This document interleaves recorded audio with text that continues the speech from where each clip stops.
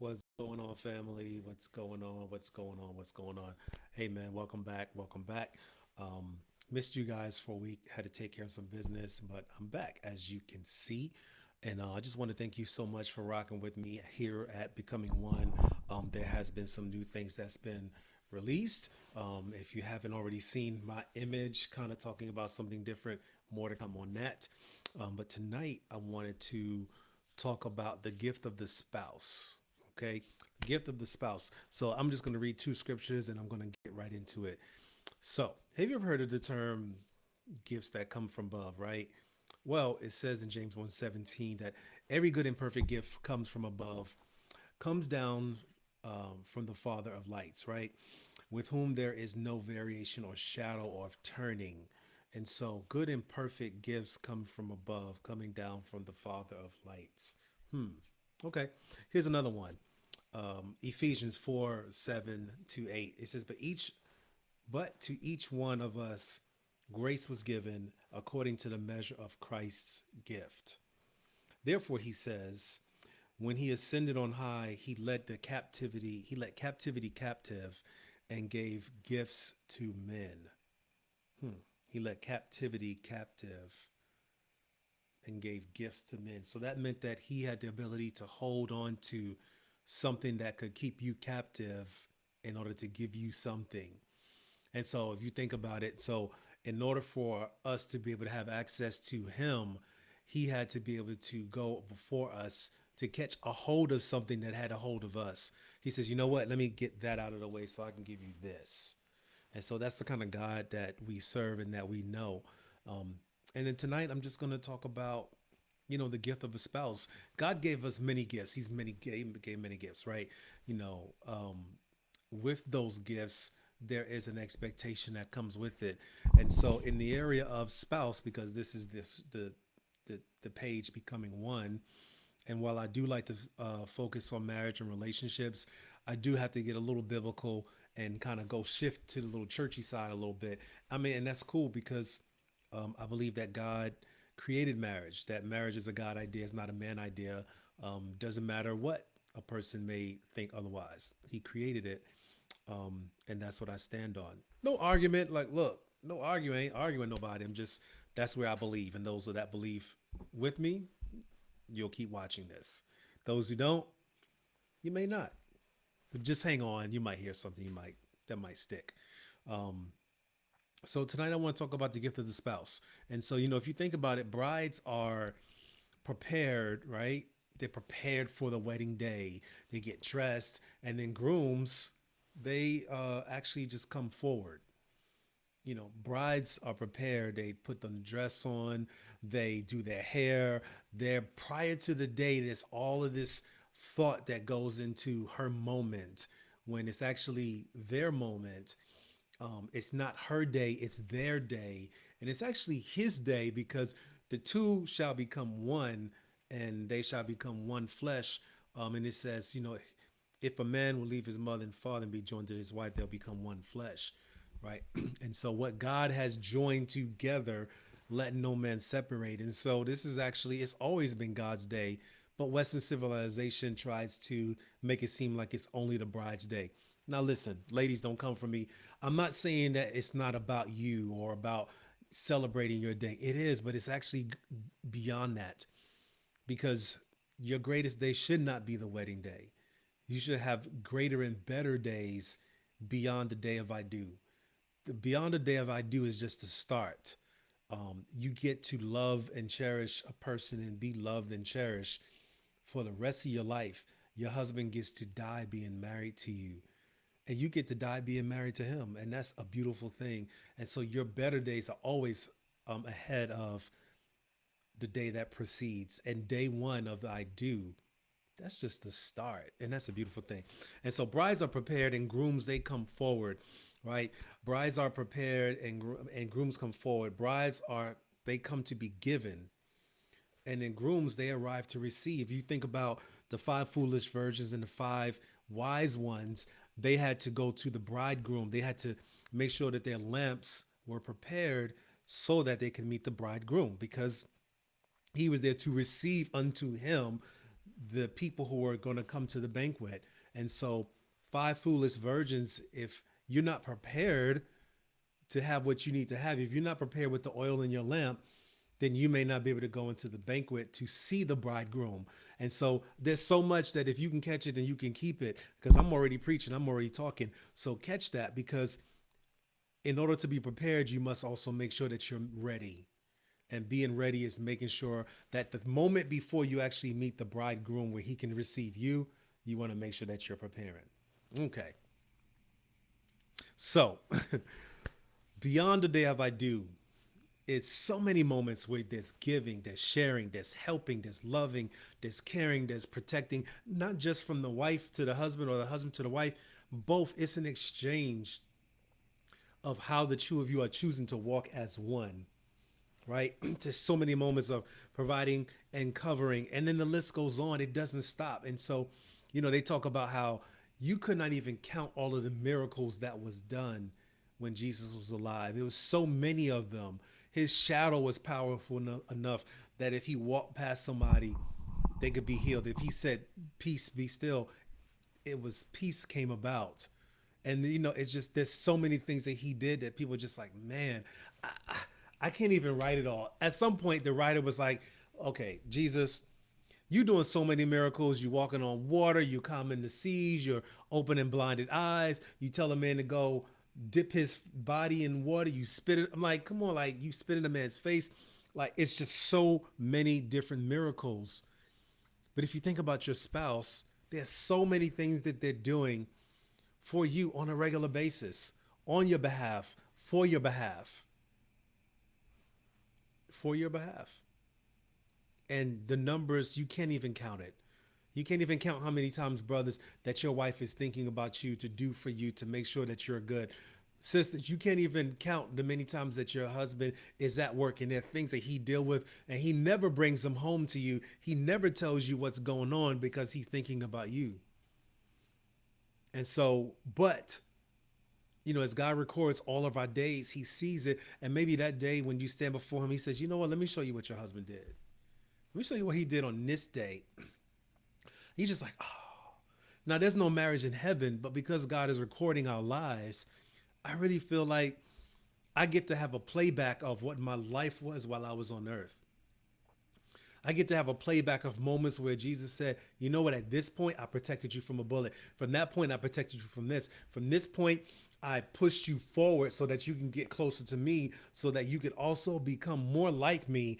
At that point, you know what, that was a really hard hit. And I had to pick you up and carry you because you was really broken, son. And so the numbers, the amount of things that your spouse does is actually innumerable. It's not just cooking the food, taking out the trash. The fact that that person is having breath in their body every day.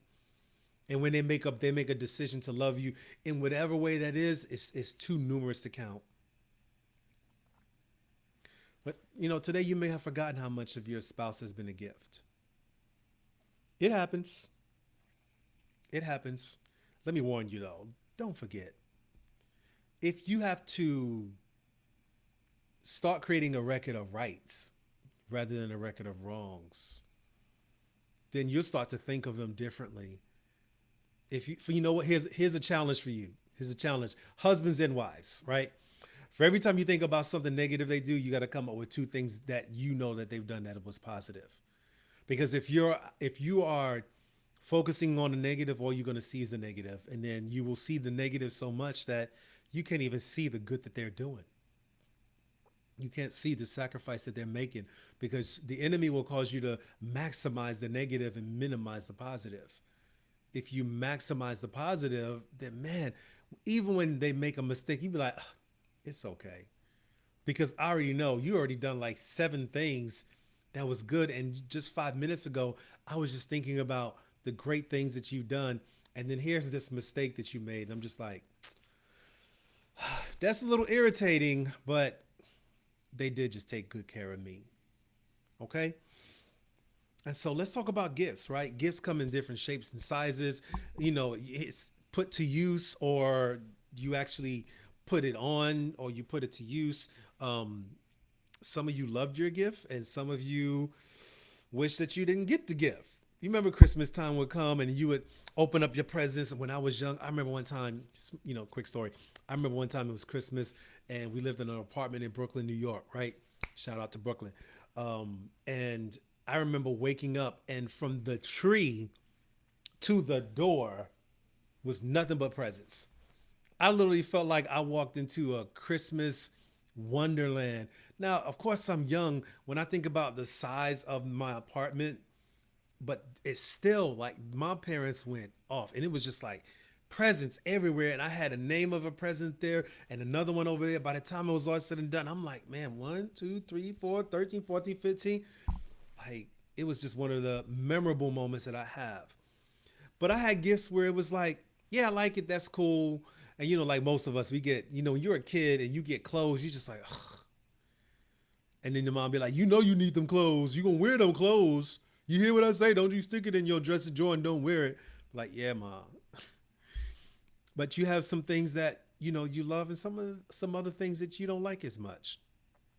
Some presents you keep, and other presents you may give away. And some parents will say, listen, you can have one, you can keep 5 of them, but I want you to give 3 of them away because it's supposed to be the season of giving, and children, it's not like they got jobs where they can go to the store and buy stuff. And so for some parents, they'll say, listen, keep 5. I need you to give a few away. And they're like, oh, but I really like this. And then now they're just weighing. But what that does is it teaches them how to also be a giver and not just a receiver. Because, some of y'all family, some of y'all kids act like they deserve something for Christmas, right? Last I remember, it's not your birthday. You can tell your children that it's not your birthday. We're gonna give you something, but remember, it's not your birthday. It's not even Jesus' birthday, but that's a different topic, different live, different day. The point I'm trying to make is that they're gifts that you receive, and you may not want to keep them. You may want to re-gift them. Even in marriage, if you've been divorced like I am, you can still be re-given in marriage. God can take you, he can repackage you, he can put some new elements into you, and he can form you and reshape you, my mind, body, and spirit. And he says, okay, great, now I'm ready to give you to her. I'm ready to give him to you. Because you've been gone through a process where you let God just heal you all over again. And if you're divorced and you're listening to me, trust me, he can heal you all over again. He can make it such that the pain is not even there. And you can be like, you know what? Yeah, they were my spouse. And yeah, no love lost, love them, good. Hey, it just didn't work out. You know what I'm saying? I wish them the best. I hope they make it to heaven. And that's what all of us should think about our exes. We should not think evil of them. Now, of course, they may have done some things to you that may have been disfavorable, but God can heal that too. Okay.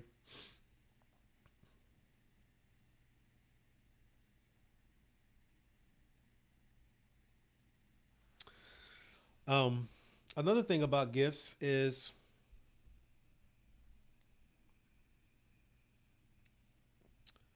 they're packaged really nicely. You know how when you was dating somebody, they'd be like, "Man, she's a lovely package." And I ain't talking about his package, but sometimes you can look at somebody and they're just very well put together. Those gifts where you almost don't even want to open it up and tear the paper because they folded the paper around the gift box so nicely and they know how to do ribbons. And it just like, you just like, man, this gift is like a work of art. That's how your spouse is. Your spouse is a work of art. You are his workmanship.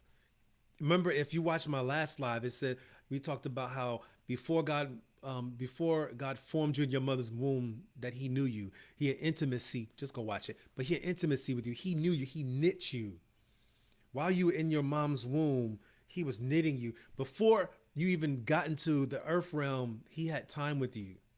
He knew you. And so this package, this present that you receive, that you get, it's like the contents are on the inside and on the outside is the wrapping.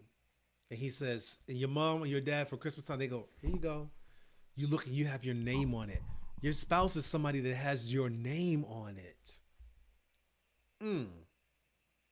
So every time, brothers, you see your wife, you be like, it has my name on it. She has my name on it. She represents me. She kind of She's like what I would be if I was a female, even though I ain't trying to be a female. But she like, man, she just, man, she bad. She bad mama jamma. Right. And so, because when you met her, it was like, it was something about the way that the package looked where you just like, ooh, you like, ooh. Then if you're more mature, you're not so much thinking about the external package. You're actually thinking more so about what the internal contents of the package is. And then when you open it, if it's something that you really love, you cherish it. You're just like, wow. You say to your parents on Christmas time, thank you, mommy. Thank you, daddy. In a single parent household, you just say thank you, mommy, or you just say thank you, daddy, or thank you, grandma, whichever the case may be. But you receive this gift, and some gifts you never forget. I remember when I got a Christmas gift, it was a color TV. When color TVs was something, I mean, yes, I'm older. I'm older. I'm pre 50. Hey, it is what it is. Um, and you cherish it. You remember it. You just like, man, I'll always remember that. Now I don't have that 13-inch color TV, but it had the little knobs on the side, the knob on the top, the knob on the bottom. You push it anyway. But it was a great gift. I loved it. And then there's some gifts you play with, and you kind of forget about it. You just like, I remember that. Because then you go to the store somewhere or you see something online, they show you something vintage. You'd be like, that's right. My aunt so and so got me that gift. I completely forgot all about that gift. Like literally, a gift just came to mind. It was like some kind of a Gundam Transformer thing, and I don't even know where that thing is. It's gone. It's gone. It's in toy heaven, I guess. And so, some of these gifts you remember and you cherish, like your spouse, you should cherish them. But the gift that was given to you was given to you. It was given to you, bride. You were given to him as a gift to him. Groom, she was given to you as a gift to you. And God knew how to orchestrate it because, brother, he know what you like. He know what you like, and he's like, you know what? I'm gonna go make this boom, boom, boom, boom, boom, boom, boom, boom. All right, here she comes. She's gonna walk in the room in 5. He's like, look, angels, check this out. Just watch this, watch this. He over there crying, acting like, man, I don't know, I ain't gonna ever get over this girl. You know what I'm saying? She broke my heart. I don't even want to be with no female no more. I don't even want to be with. And God is like, just watch this in 5, 4, 3, 2. You know what I'm saying?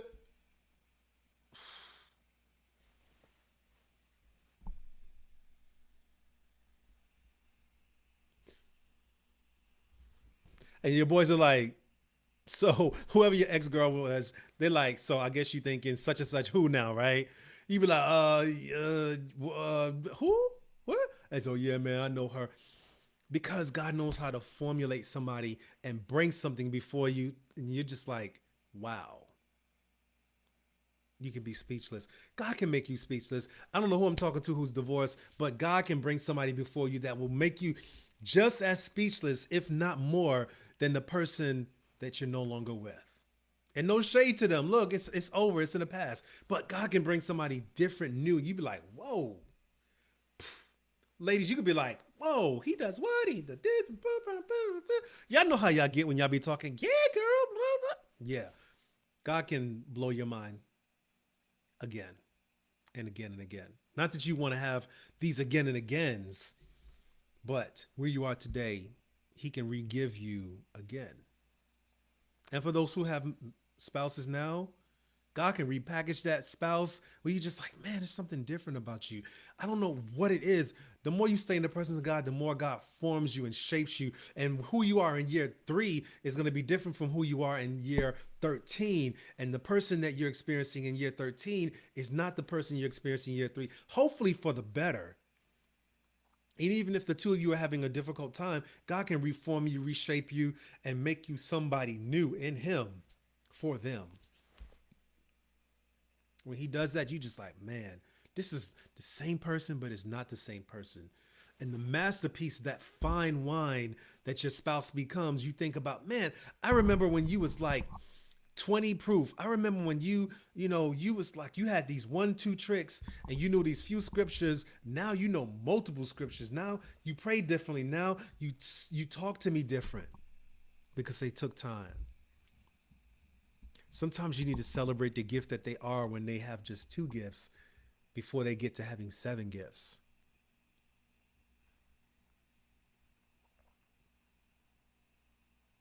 You know, why was the gift given to you? Maybe because you asked for it. Um, I prayed for a spouse. Some of you may have prayed for a spouse. Some of you, God may have surprised you. You wasn't even expecting it. You was single again, and you just like, you know what? I'm good. I don't need no spouse. And then boom, here comes this person. You just like, oh my God, I didn't even know you were you and you are me. Blah blah blah. Um, the best gifts are the gifts that keep on giving. And your spouse, that's what they're doing. Every day that they're married to you, they're a gift that keeps on giving. Now, yeah, they may they may you may have some challenges. Yeah, you may have some moments where things are difficult, but every day is a new gift. Every time your wife gives you a kiss on the lips, that's a new kiss. It's a brand new kiss. You never experienced that kiss before. It may feel like the same lips, but it's just not the same. The kiss of year 2 is not the same as the kiss of year 7. The kiss of year 20 is not the same as the kiss of year 15. The kiss of year 35 and 40 is a different kiss. The way that your spouse looks at you and they know that, man, we've been through some hard stuff, but there's nobody else that I would want to be doing this life than with you. Like, you my ace, you my road dog, you my ride or die, you that person. You know what I'm saying? You that person is something pop off. You know how when people get mad, they be like, listen, what I'm trying to say, what I'm trying to say. They start clapping. It's like, I don't know why people do that. It's like, listen, all I'm saying, it's like, okay, you clapping. Okay. But you want that person that is that person. Because when they're that person, it's because they are the gift that keeps on giving. Do you know anybody who's selfless in your life? Do you know anybody that takes care of the things that you need and you didn't even ask? It's almost like they just know what you need. They just come behind you. They say, baby, here's the food. There you go. Oh, babe, I picked the kids up. I'm gonna pick them up. They text you, hey, babe, I already got the kids. We already headed home. The kids are doing their homework, and you just like, what? Oh, he getting him something tonight. Oh, but the point I'm trying to make is that when you have somebody that is, they know you, they know what you need, they meet the need. Husbands and wives, y'all meet each other's need. When you're two servants in love, that's the best marriage. Jimmy Evans says the best marriages is two servants in love because all you want to do is serve each other. What do you need? Can do you need help with that? Sure, I got that for you. Oh, I can do that for you. Is there anything you need tomorrow? And when you start anticipating it for husbands, when you anticipate what her need is before she even asks for it, she's just like, oh, she's just like, wow, he gets me. When your wife says, man, he gets me, he just knows me. When your wife says he sees me, volumes. It does wonders, brothers.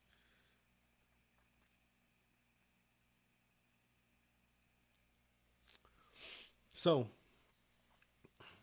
I'm an acronyms person, and I always like to take words and make them into something that is different.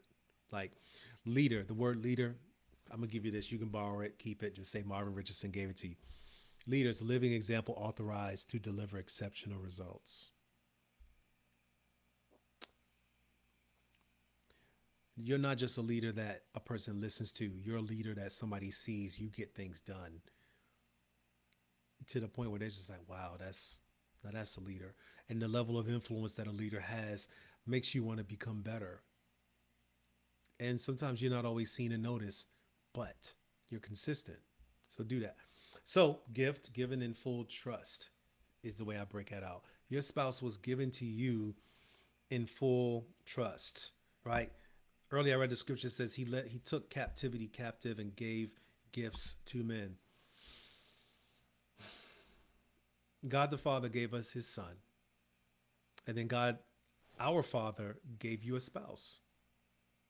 You know, we all heard the scripture, he who finds a wife finds a good thing and receives favor from the Lord, right? True. But the wife was given to you given in full trust. He gave her to you because he was trusting you. Not that you was perfect, but you was prepared on both sides, husbands and wives. You weren't perfect. You was just prepared. He says, okay, here you go. Some of you may have rushed into it, but now here you are. Doesn't matter how you got into the union. You're in the union. So now he says, I'm trusting you with this life. I'm trusting that the experience, that how they experience you on the other side of your mouth matters. How they experience the way you talk to them, the way you deal with them, the way you make decisions with them. He's watching saying, I'm trusting you, son. I'm trusting you, daughter. He's had traumas. He's had some challenges. He may have a reaction because as a little boy, some ways he was hurt. I'm trusting you, daughter. Handle him gently. Yes, respect him. No, I'm not asking you to baby him, but I'm asking you to understand where he came from and know how to bob and weave and shift and move. And husbands, you do the same thing. I'm trusting her with you because she may have had some difficulty. She may not have had a father figure, or he just did not teach her certain things. No shade to the father, he was there. But there's some fathering that the Holy Spirit still wants to do, and he's going to use you to do it. He's going to love her through you. He will allow you to hold her in such a way that she will feel like, man, it's almost like my father is hugging me, but it's your husband. So she kind of gets the best of both worlds. Given in full trust. That you will use the gift for the purpose that is intended. Now, your husband or your wife, they have a call, purpose in life. Make sure that they are doing that. They were given to you to also help them get to where they need to be. Okay? So use it for the purpose intended. You don't use a flathead where a hammer is needed. You use the tool for the purpose that it was intended. Your spouse has purpose with you, in him, with us, and for all. And so if you look at her through the eyes of him, and if you look at him through the eyes of him, then you should be able to see something different. Not perfect, but how God sees it, different from how you see it. And when you do that, you can start seeing the gifts. There's a song, it says, I got miracles of miracles, a million little miracles, right? 1, 2, 3, 4, I can't even count them all. That's what your gift is to you. That's what your wife is. They bring miracles upon miracles. And you can't even count all the miracles that they've done in your life. So tonight, tell your wife, sweetheart, I thank you for being a gift to me. I thank you for who you are, how you are, and why you are. And I'm just so thankful, and I just want you to know that. And look at her dead in the face. And she'd be like, oh, baby, or whatever her response is. But do that and recognize it. And then take moments where when she least expects it, tell her how much you care about her. Tell her how much she's just such a great wife, a great mom, a great sister, a great daughter. Just tell her the things that you notice. You'd be like, you know what? And when she has difficult times, affirm her. Say, you know what? I know that was difficult, but you're going to make it. Come here, give me a hug. Mm-mm. That's what I do with my sons. So I hope that was helpful. This one a little bit longer than I anticipated, but I think it was good for you.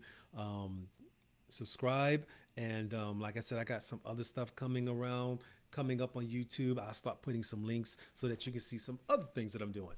But I appreciate you for rocking with me. Share, subscribe, all that good stuff. And I will see you next time, fam. God bless you. Good night.